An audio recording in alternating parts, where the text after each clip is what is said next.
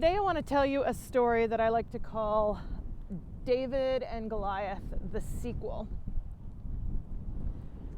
Now, most of you probably know the original David and Goliath story, but just in case you don't, I'll give you a quick recap.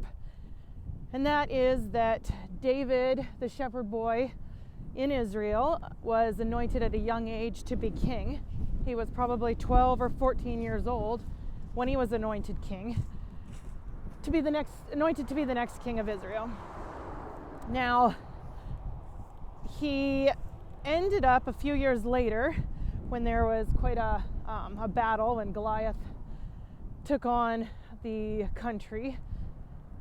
He ended up winning that battle that most of you have heard about. He didn't compete with armor or a sword and spear or shield. He used some stones and a sling and ultimately took Goliath out when a rock hit him between the eyes. That, of course, brought a whole lot of fame and recognition to David. And so as a young man, he was promoted to a position in the palace working for the king. Everything went well for a few years, but ultimately the king became jealous and finally started to tried to kill David himself. So David took that as a cue that he better get out of Dodge and ran for his life.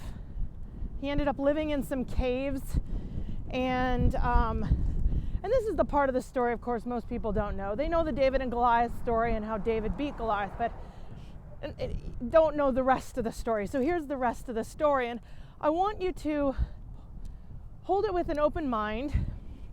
You might not believe in the veracity or the truth of the Bible, but I believe it is. But beyond that, there's some interesting morals and lessons that can be learned, and I want you to hear this lesson.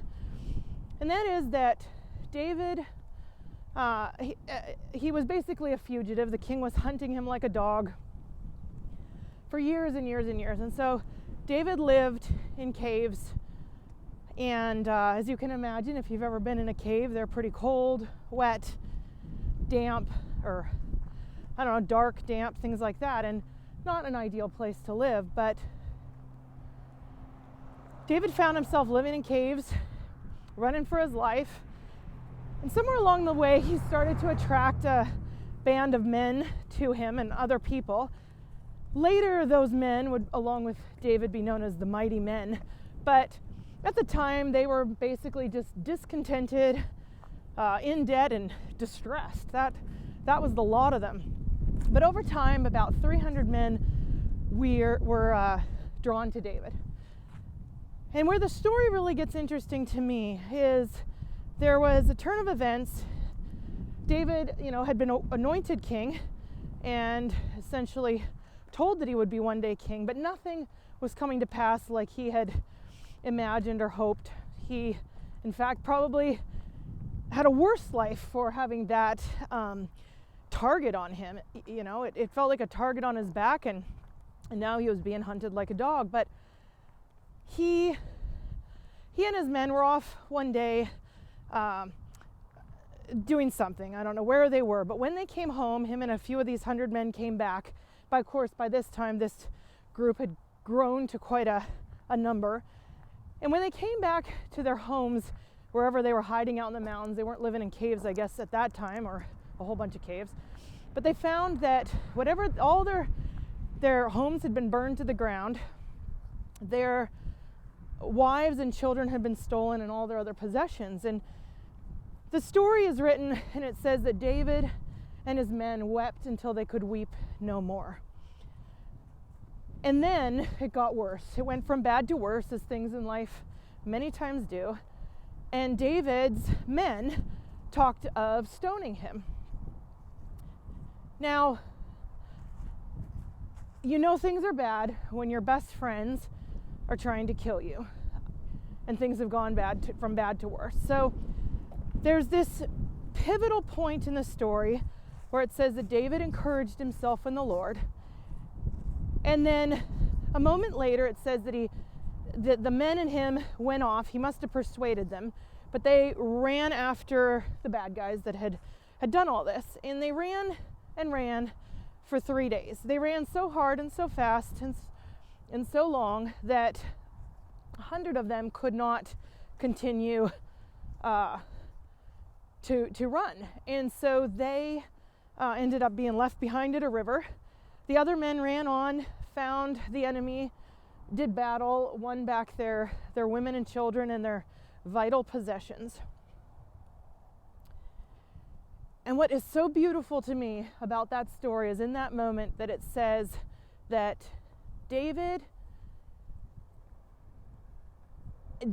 only a short few verses, chapter later in this story, was anointed king. And what I discovered in this story was that your biggest problem is your greatest opportunity. When you think things have gone as bad as they can, the truth is they sometimes will get worse.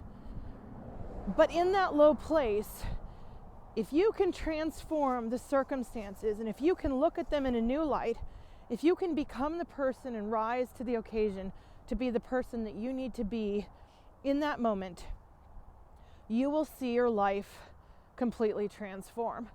And I love this story. Whether or not you want to believe it's true or not, I think that story of David and Goliath, 2.0, the sequel, is that David, after he'd won and he'd had success in one arena and then lost it all, but he came back and he turned the lowest point, the lowest day in his life, into the bridge that became his best. And ultimately, what was the lowest point in his life became the launching point. And so I don't know what you're facing. I don't know what situations you're dealing with, financial, health related, or relationships. You might be on the brink of a divorce. You might be looking at bankruptcy. You might just be looking at having lost your job, or